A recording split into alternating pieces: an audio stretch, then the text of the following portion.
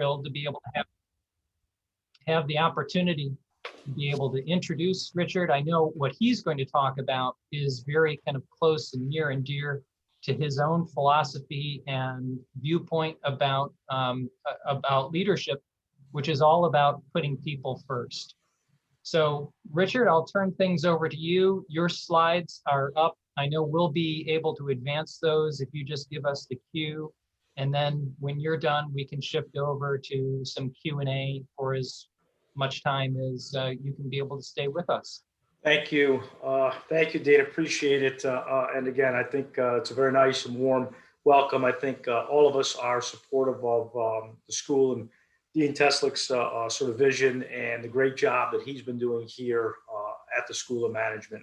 I'm certainly a huge supporter and happy to spend some time here to talk a little bit about leadership. And we're framing this around putting people first and leadership. And it's sort of apropos, I think, to talk about it given the pandemic that all of us are dealing with. And so I just wanted to frame this talk the next 15, 20 minutes or so around sort of leadership in a time of crisis, and to basically characterize it based upon the approach that we've taken at Rich's. And I think Dean has mentioned we're a family-held food company, about $4 billion in revenue with operations around the globe. So we have a pretty unique perspective on this pandemic from a lot of different perspectives. And I think some of the lessons that we have learned and continue to learn as we go through this are certainly interesting fodder for conversation and question Q&A and afterwards. So with that, I'll get started. Next, please. Dean mentioned this. I stepped into this role a little over a year ago, obviously not knowing that this pandemic was going to take place. We saw some early indications of that back in January when I was actually over in Asia and in China at the time. And stepping into this role for me was a big personal decision, because I think ultimately stepping into a CEO role, that kind of a leadership role at an enterprise level, really is about your decision and determination to really want to make a difference and to really think long and hard about, okay, is this how you want to spend the next 5, 6, 7, 10 years of your life? And this isn't like just taking a step up to a different role within the company. This is a different kind of a role, and that level of commitment, that level of stewardship that's required is a pretty serious decision that I felt.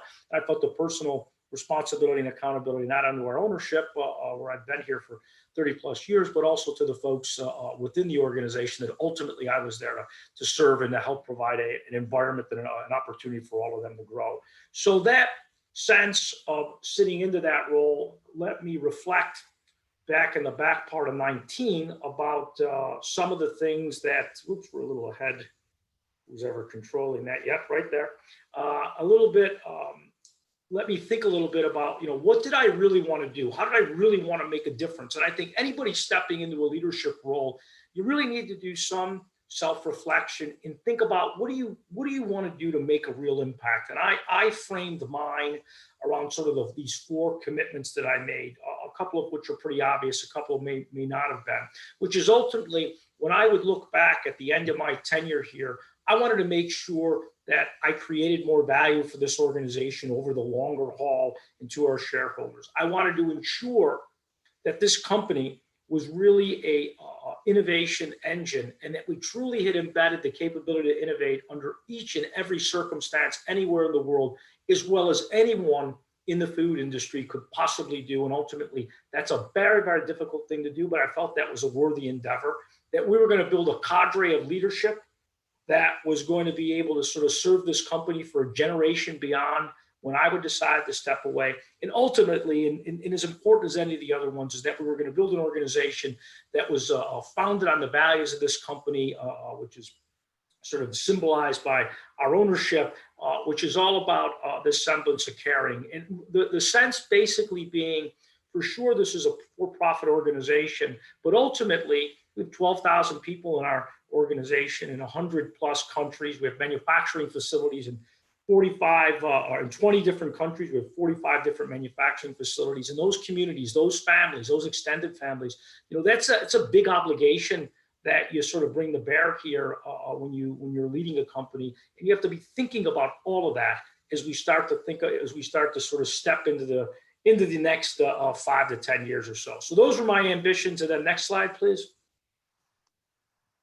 Boom, this pandemic hits. And we saw, as I mentioned, we saw this early in China and a little bit, a couple other parts of Asia in January. And I will tell you candidly and honestly, we had no idea that it was going to be anywhere near this, like perhaps many of you also didn't also. And the amount of change here that was required as we started to think about, okay, what do we get into the early in the March and start to really take a step back and trying to get your head around understanding what exactly is happening here. What is happening to our customers? What is happening to our associates? What's going on with our manufacturing facilities, et cetera.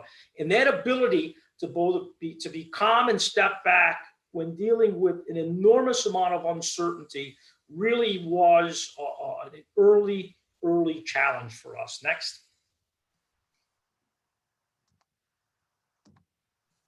And I'll use this quote that I like from JFK, which talks a little bit about a crisis. And danger and uncertainty is certainly one side of it, but always there's opportunity in a time of crisis. And I think what we're trying to do here is really first step back. And one of the first things that we had to do is put the right team in place.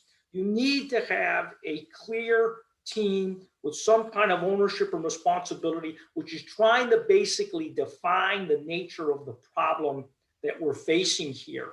And if, again, you recall back early on, it was pretty uncertain exactly what the circumstances were and what the dynamic was. So that ability for a leader to have a core team with clear accountability at the right level, defining the issue and beginning to attack it was absolutely, I think, critical. And I think all leaders, when you're faced with this kind of a situation, one of the first steps they have to do is try to outline and define what the nature of the issue is. And then they have to make sure that they've got the right kind of people in the right place to help lead this through. You cannot do this yourself.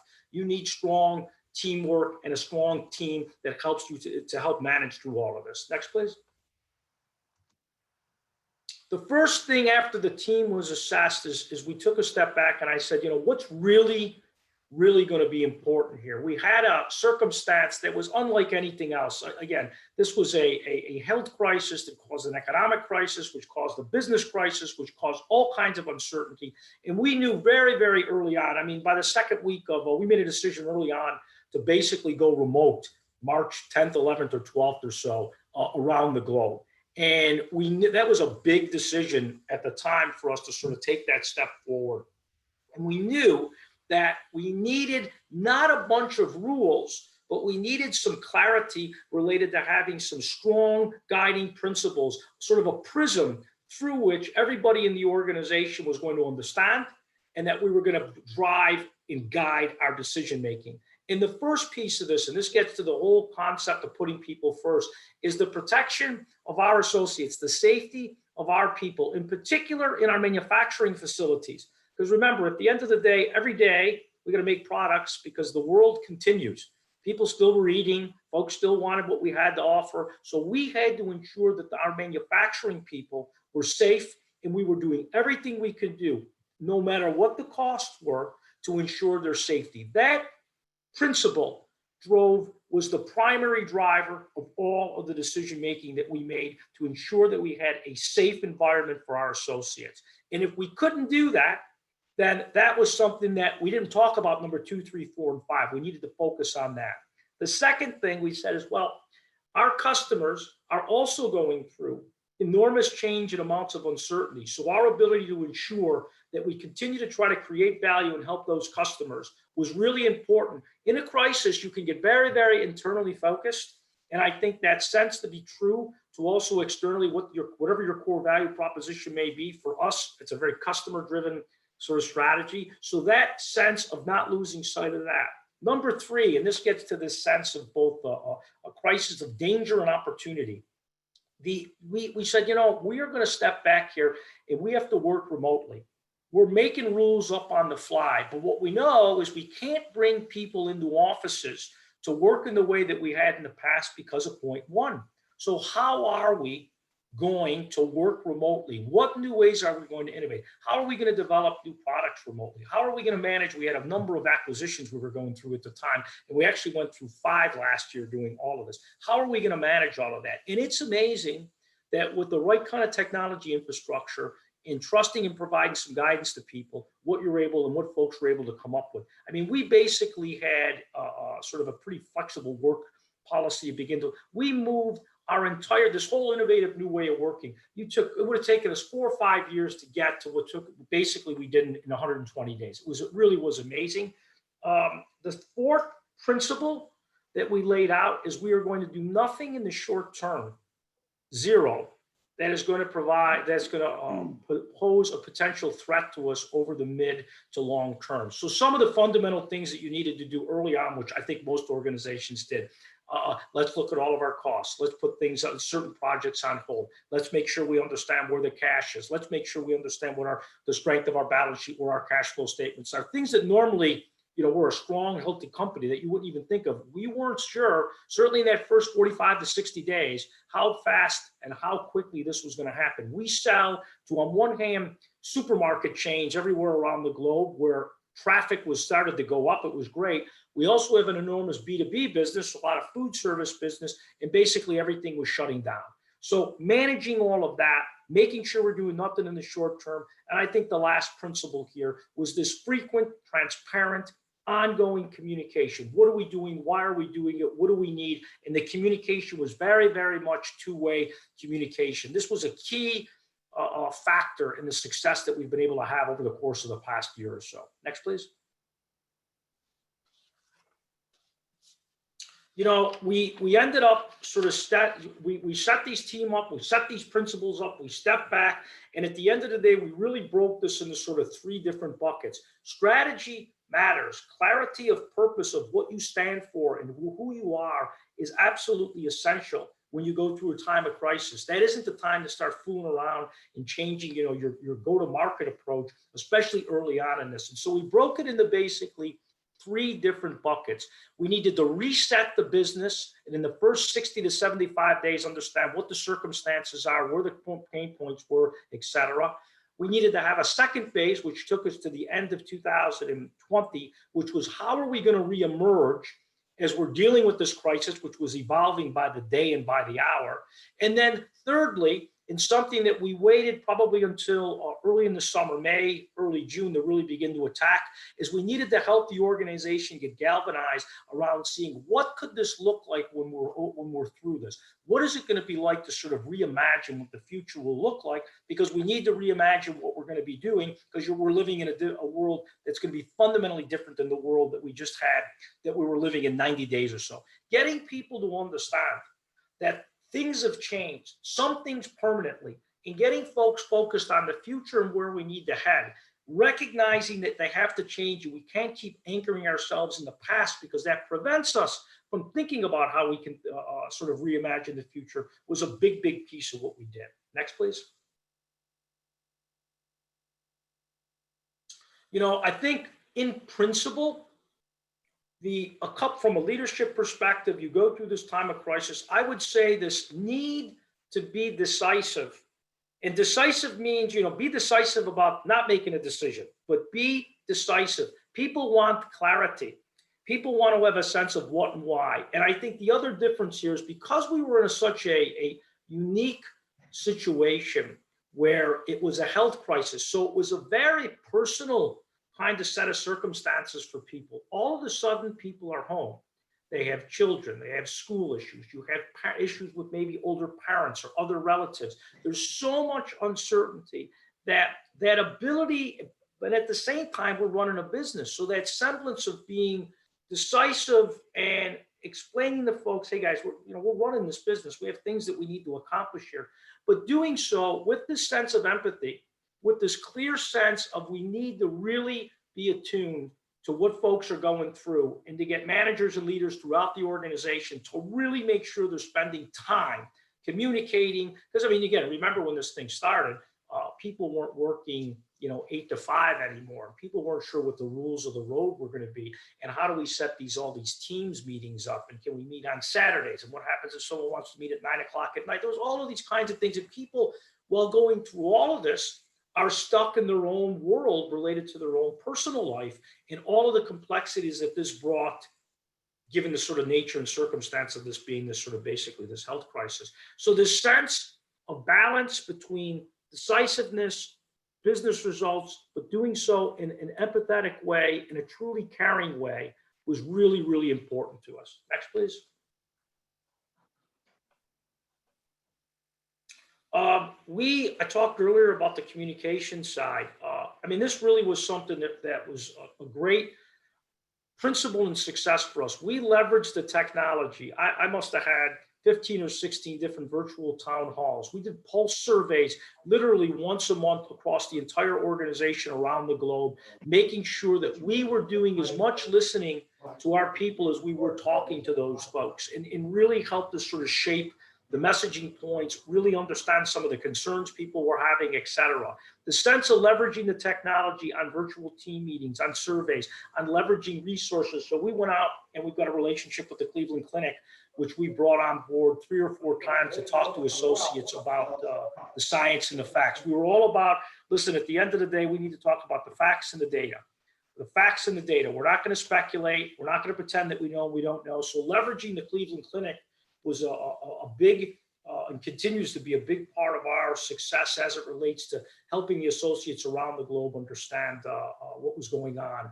The team, that core leadership team that I mentioned earlier on, ended up having a number of extended teams underneath it that reached into just about every country around the globe. And that team met 3 times a week. They reported up into the executive team. We talked about this twice a week, more if it was necessary. And it was just an ongoing sense of making sure we were doing what we needed to do, going outside to the Cleveland Clinic and other entities to make sure that we were using best practices related to the manufacturing facilities, the safety. All of these kinds of things were big opportunities. And I would say to you, the sense of from a theme perspective, sharing with people the reality of the situation. People have to understand, what is the sense of the situation? What is reality? There was no sugarcoating when we weren't sure. And, we were clear. I mean, there was a sense of, if we weren't sure, there's got to be a certain amount of humility there to say that we're not sure, but we're going to find out. This reality as it is, but at the same time, giving a sense of hope and a sense of optimism about the future, a sense of direction, a sense of, we are going to reemerge. We are going to reimagine our future. Those basic principles, facts, reality as it is, the sense of inspiring and giving people a good sense of hope of going forward. This constant balance was really, really important to us as we moved through all of this, and we continue to move through it. Next, please.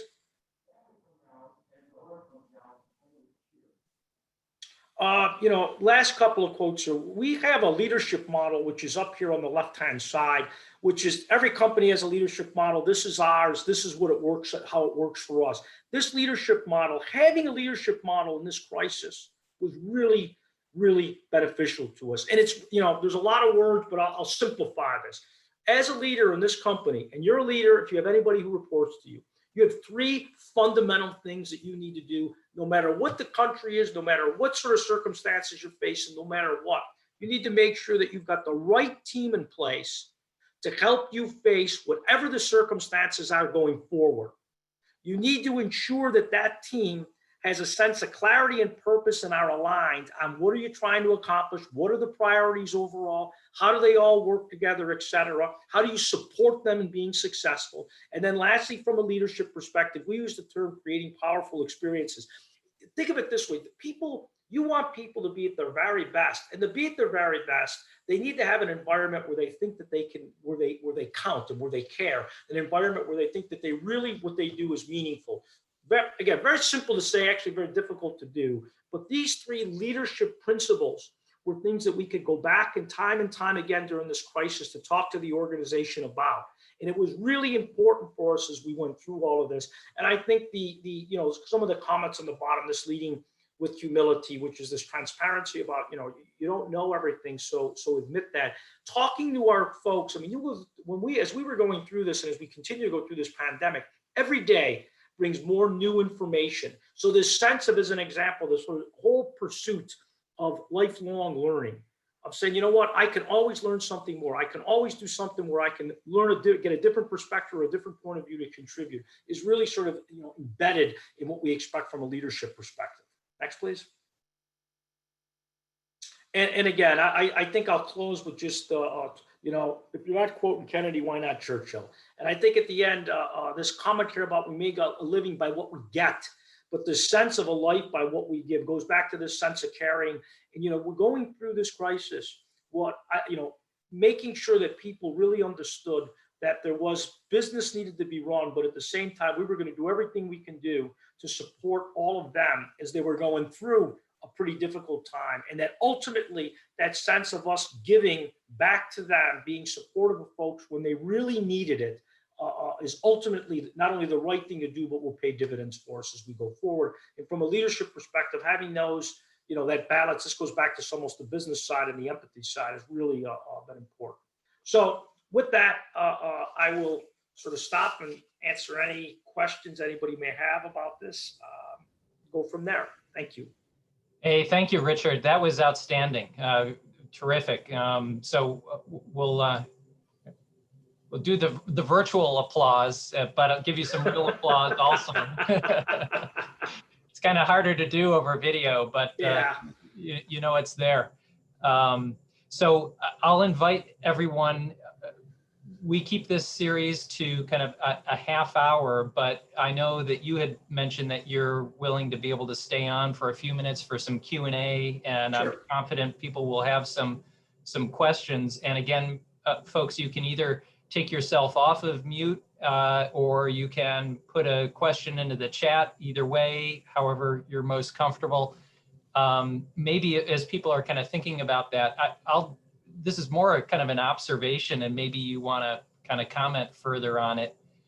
It's so striking how the whole experience of the pandemic has been this almost like leadership lab experience for us. I mean, you really have seen examples on both ends of the continuum of exemplar examples of leadership. And I think you kind of described how that has happened and your example of that as a CEO, but throughout Rich's. And then you also see other examples where leadership has just failed when it's been needed the most. Do you have any kind of thoughts about how this whole experience of the pandemic is going to change the way we think about leadership, kind of broadly, collectively? I mean, do you have conversations with other CEOs? Yeah, yes, I do, and I think obviously a lot is TBD, but I think this crisis was so deeply personal for many people just because of the nature of it, the health nature of it, which in turn impacted people's lives, their families, etc. I think this sense of understanding that as an organization and as a company, ultimately, for sure, this is about providing a return and growing the business and ensuring that you're going to be profitable, because ultimately that's what lets you do all the other things that you need to do. But I would say one of the things is this sense of the broader responsibility you have to folks to be more, again, I would say empathetic and understanding of their circumstances. I would say from just a pure business perspective, I think the technology shift here. So basically, what did the pandemic do? It simply accelerated in most respects all of these trends that were there before before COVID hit, and it just exploded so quickly. So just the way we're working, I think, is a pretty big shift. And I don't, that's a tough one to figure out. I don't have the answer to that at this point in time. We, as a company, are going to go to some sort of a hybrid. We're not going to pull a Twitter and talk about, never having going back to the office. For us, that just doesn't make sense. That's from a culture perspective. I worry about the innovation side there and a couple other things. But so I think that's another big aspect about rethinking the way people work. And if you think about that, you also get into a little bit of this conversation about, again, well, if you're going to rethink how people leverage technology and how they work, well, what does that mean related to how organizations evolve the culture, how organizations drive the right level of innovation which is required? How do you ensure that you're going to build an organization that people want to grow and partake in? I mean, it's a fascinating topic for us, and I think that's another big space that I would say we're thinking about. Yeah. And kind of building on that technology, I'm looking at some of the questions in the chat, and I see one asking about how you maybe use kind of digital platforms. We all have used it for meetings, and I'm sure that was a core part of how you stayed connected and communicated. Were there other ways in which you used digital platforms at Riches during the pandemic?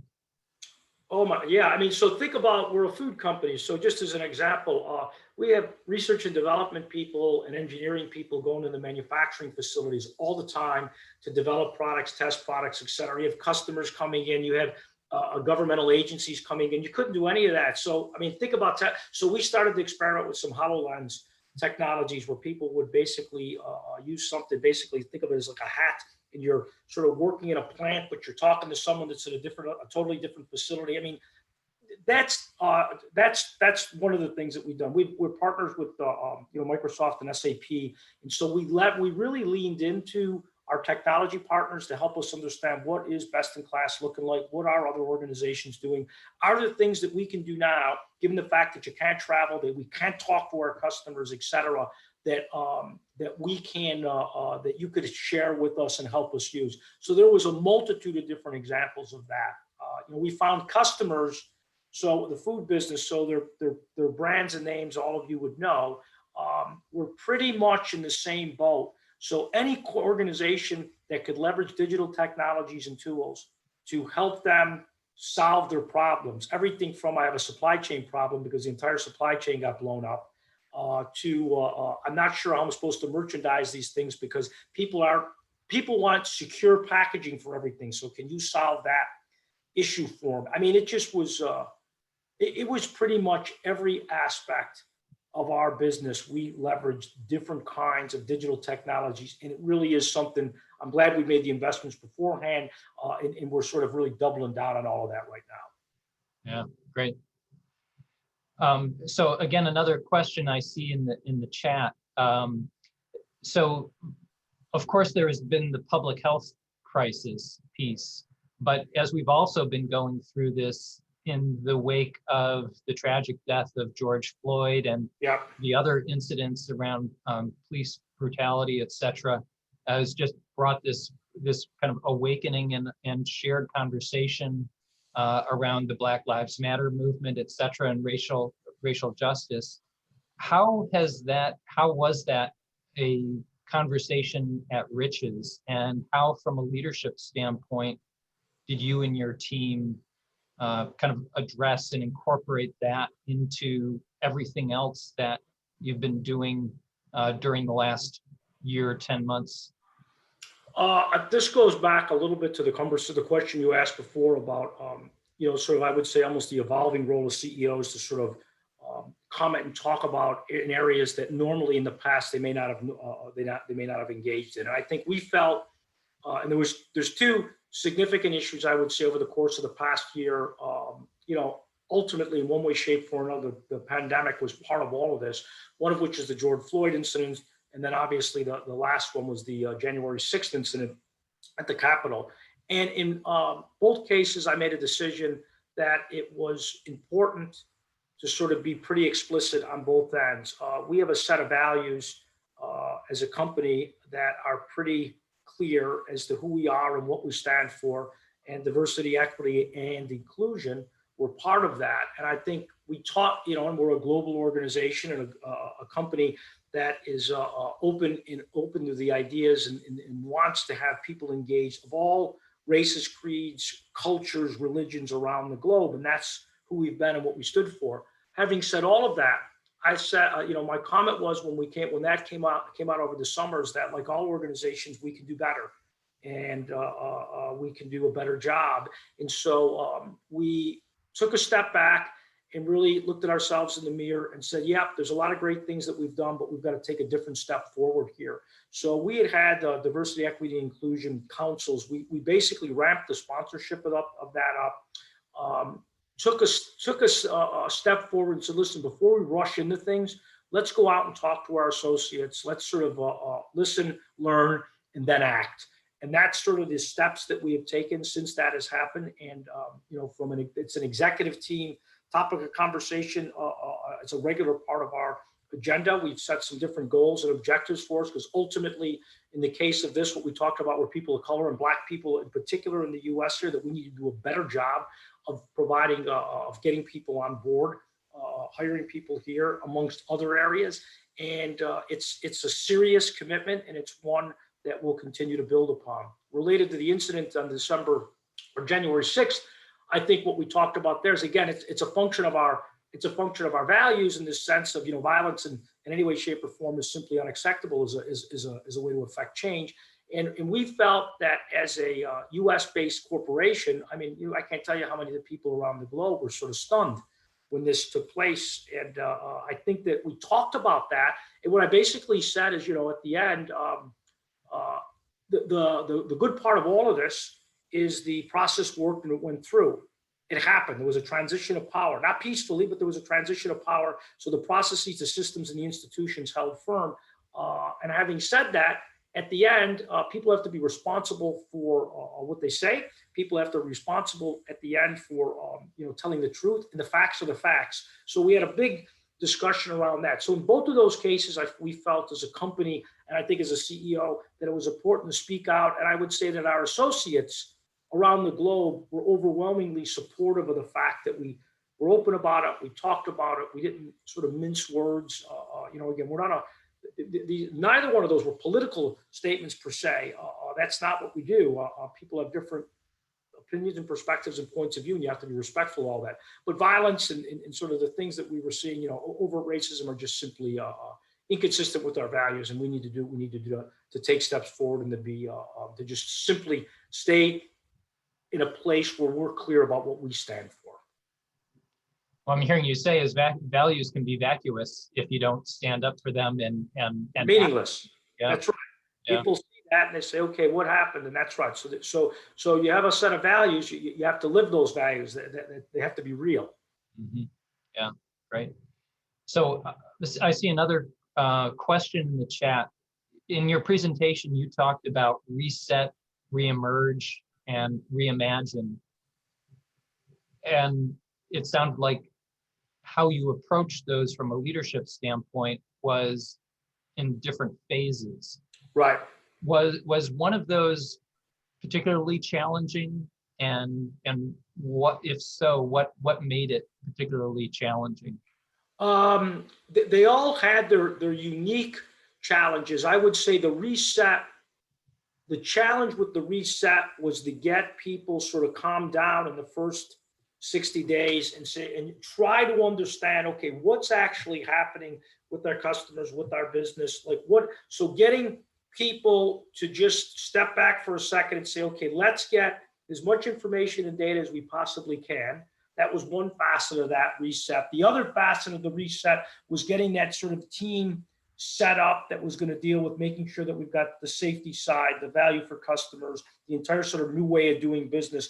Getting both of those set up and launched in organized fashion while you're dealing with all of the unknowns was a bit of a challenge there. And then I would say the reimagine, because the reimagine is all about getting people to sort of think about what's possible as we go forward. Because again, you get in this situation, in these circumstances, there are opportunities here, but you can't see the opportunities unless you can recognize and clear your mind and say, okay, I understand, the past has happened.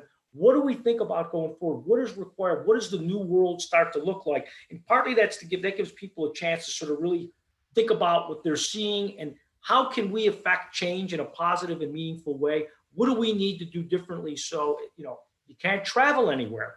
So what does that mean when you can't get on airplanes and you can't travel to go see customers, vendors can't come in? How are we going to work on that? E-com exploded. So e-commerce was moving forward. It simply exploded. how are we going to re-platform some of these businesses and ensure that we're putting ourselves in a position to grow, where this e-com side is going to sort of explode as we go forward. Just two small little examples amongst others. So those were a little bit. So you're trying to get people's mindset to a place of moving ahead and moving forward. And at the same time, people are trying to deal with the day in and day out. So that's a little bit of the challenge you would face. A little different. Yeah. I love the Bob, the Bob, sorry, the JFK quote. Yeah. Kind of the risk and opportunity. Yes. Kind of, and what I hear you say when you're talking about how you kind of approached it as a CEO and as an organization from a leadership standpoint, is you can't get people to be able to get to a place to constructively reimagine and be creative if they're preoccupied with the risk and the uncertainty and the lack of clarity. And you have to kind of start there. That's absolutely correct. It's sort of deal with reality as it is, but at the same time, that sense of opportunity that's out there, that's that balance.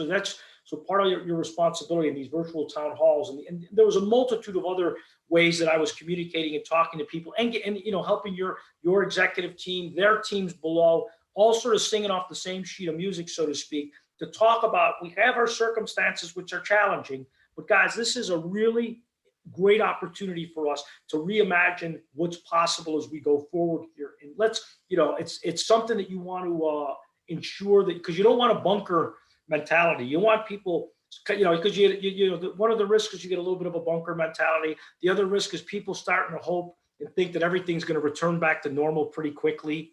And, it's not. It's different. It's going to be different. And helping people start to see that and then participate in that. In other words, they're there to help create that too. So they feel that sense of, I would say, engagement, empowerment, that they're part of the solution, helping to craft it it's pretty inspiring for folks. Yeah, it has to be. So we're moving now to the phase where we're hopefully moving to see more and more people getting vaccinated. How is that factoring into your plans at Riches? I mean, you talked about, for instance, in your manufacturing, you can only do so much to be able to protect people. I'm sure that that's a kind of a priority on your list. It is, and partly what you're trying to do now, and as a matter of fact, as it starts to get clearer, really, I mean, it's a pretty amazing accomplishment when you think of what some of these pharma companies and some of the pharma companies in concert with government institutions have been able to accomplish. I mean, no one thought this was going to be possible from what Pfizer's been doing, AstraZeneca, Moderna, J&J, hopefully this week, et cetera, et cetera. So it's amazing. And for sure, the distribution of these things, especially in the US, has been less than optimal, let's say. And so there's upside here as we would move forward. But I think thinking about all of the issues and opportunities as it relates to, okay, what is it going to start to look like? What is the world going to start to look like? How are we going to work? What are we going to be requiring of our associates as we start to go back to quote unquote to work, and the world begins to recover a little bit more, which is basically the vaccinations, right? So it's the efficacy of the vaccinations, the willingness of people to take the vaccinations. But as of the last couple of days,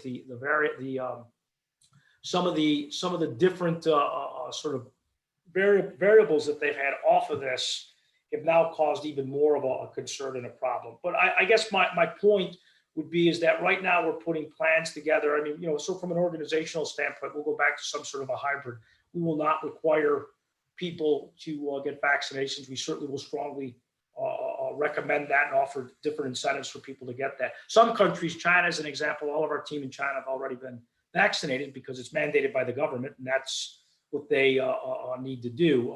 And you see in India, they're starting to go down that, they're starting to sort of put together a plan in place too. The UK, the same sort of thing where we have operations and people. So I think you need to be the team, that core team we have is still intact, and it really is going to help us shape what that future is going to look like as this vaccine begins to sort of take place. We would be optimistic and think that we would have some semblance of quote unquote normalization, in particular as we get to the last quarter of this year, would be our point of view. Some countries a little sooner, other countries it's going to take a little bit longer. that's where we would end up on this. Yeah, excellent. Great. Well, I'm also being mindful of the time. You've been very generous with your time and sharing your wisdom. Any final questions for Richard? We maybe have time for one more.